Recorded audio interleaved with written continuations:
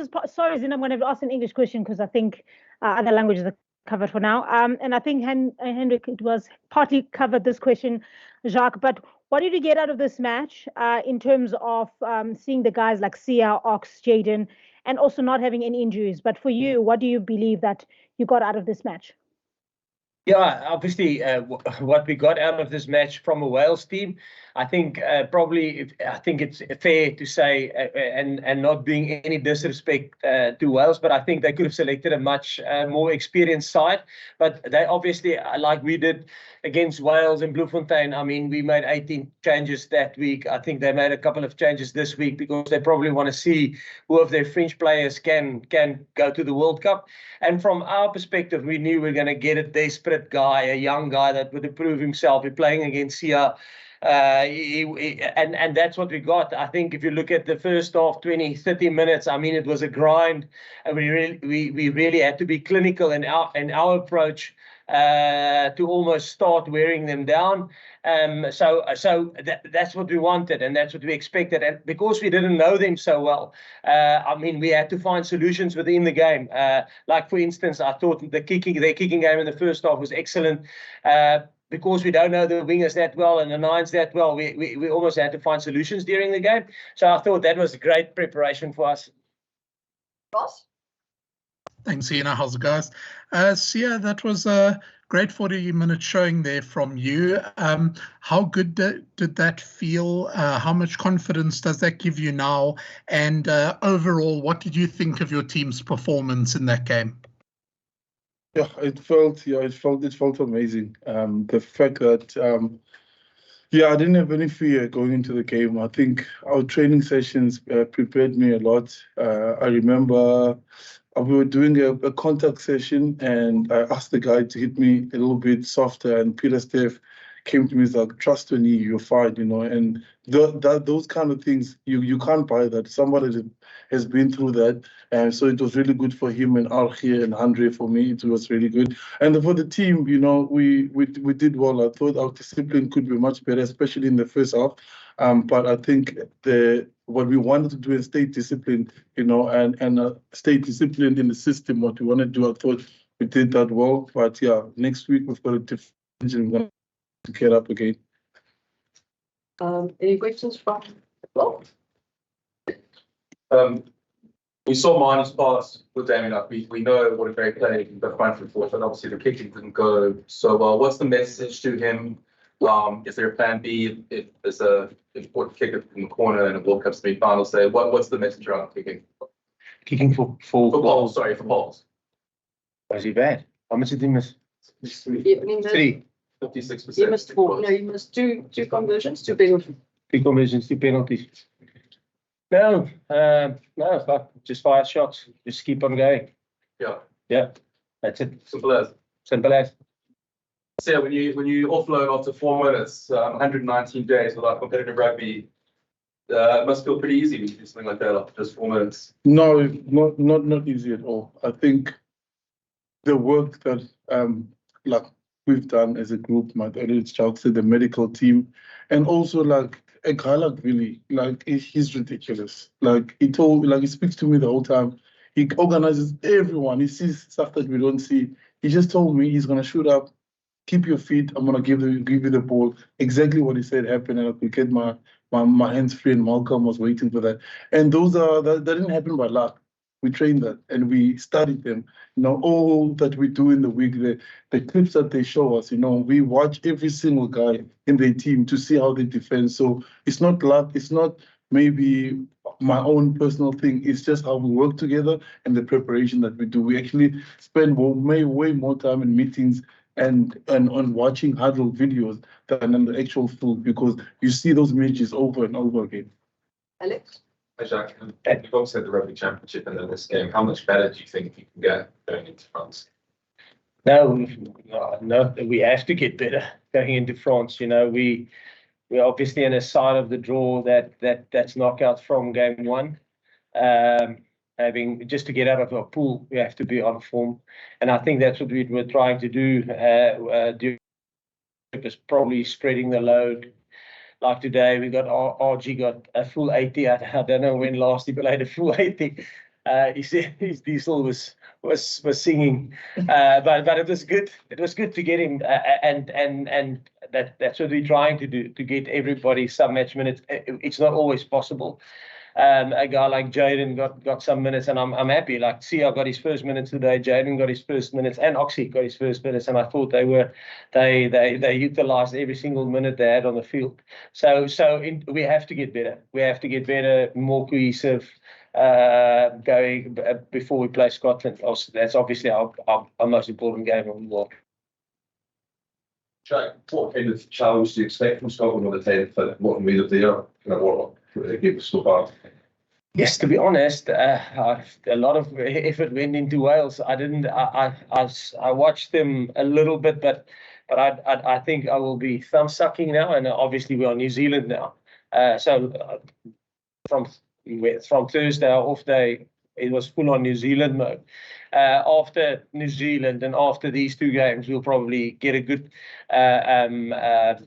look at them. But in fairness, I thought the little bit that I watched, I thought the attacking intent was good. They had good continuity on the ball. They kept the ball through phases. They put France under pressure.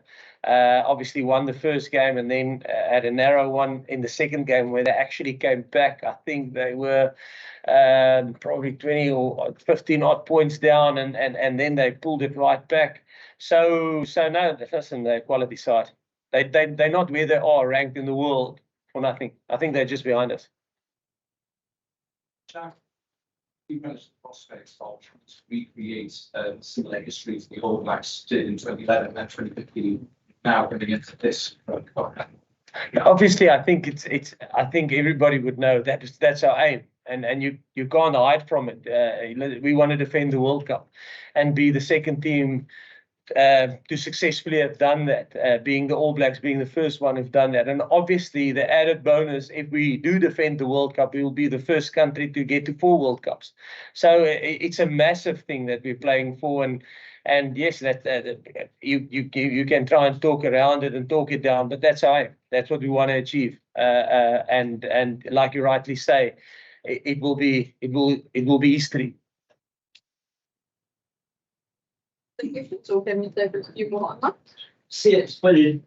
Any thoughts on the Welsh back row playing against today? This the young lads, one who could be the Wales captain, the World Cup champion. Just how did you enjoy your tussle with them this morning? Something. Yeah, no, honestly, I actually had a chat with Jack Morgan after the game, and I think we've also been in the same situation where we have a lot of guys, that retire when so many caps, especially before the time, and it takes time. It takes time, but you can see the will and the hunger that they have as a team. And talking to Will Rowlands as well, and losing guys like Dan Bigger the day before the game, Liam Williams, it is a big impact, but I have no doubt if they don't get it right in the World Cup, it might be after the World Cup. And I think the way that the people of Wales support them is important, and not lose hope in what they're doing. And the great side, I watch his clips before the game, the way he carries the ball, the way he tackles, he's brave, he's willing to put his head in the dark places, and that's how we know Wales. And I think they're probably one of the most similar team to us, and a lot of them have been through a lot, like a story of Liam Williams, where he comes from before he played rugby. That kind of stuff you can't buy, that kind of dog inside a person you can't buy. And I respect their work so much, and I have no doubt that they will get it right.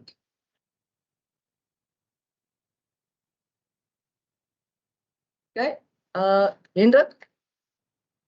Jacques, what mark will you give the Boks out of 10 for their performance today, especially on the attack and defense? I stay away from marks. I got myself in trouble because I'm a numbers guy. But no, I don't know, Hendrik. There's still a lot of stuff to be done. Like I mentioned, I thought Sia also mentioned it. If you have discipline like that, and when you have a team in there 22, they have to exit, and you give away a penalty, which was a right penalty, and it was so controllable. And then at the next line, I had to give away a penalty for jumping across, which is so controllable. That's the kind of stuff that we have to sort out. But so look, it was a, like I mentioned, it was a tough preparation for us. Like Sia said, now there's a lot of players that we don't know. So there was a lot of effort from players off the field to try and get to know these guys, you know, and what do they bring to the game. So in terms of that off field, I thought it was excellent. The guys really prepared well in a limited space of time after the team announcement. And then, yes, and certain things I thought we were clinical. I thought from a scrum perspective, we got a couple of penalties there, and that probably saved us a little bit in the first half. We struggled with the high ball, like I said. We had to find solutions in the game to handle that. I think we handled it better at the back end of the first half after we got some solutions going. So yeah, that's how I think it was. But I'm going to stay away from percentages and numbers. How did you see the yellow card real dire? Your view on that? Yes, got ourselves in trouble. I'm just going to say, listen, we just trust the process that there is. You know, we get ourselves in trouble when we make online comments or media comments. We would be disappointed if we didn't go to the page. Same question, just another word. We get in trouble. So listen, we trust the process in terms of the bunker, the process of referees and the calls they made.